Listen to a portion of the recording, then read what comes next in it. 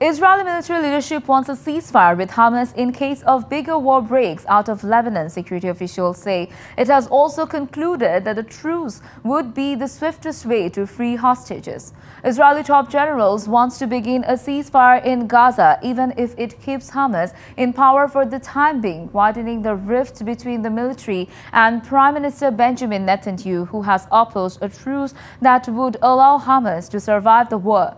The generals think that a truce would be the best way of freeing the roughly 120 Israelis still held both dead and alive. Under-equipped for further fighting after Israel's longest war in decades, the generals also think their forces need time to recuperate in the case of the land war breaks out against Hezbollah, the Lebanese militia that has been locked in a low-level fight with Israelis since October, say that. নগদের কাছে সব গ্রাহকই প্রিয়, তাই তো সারা দেশে cash out charge সবচেয়ে কম।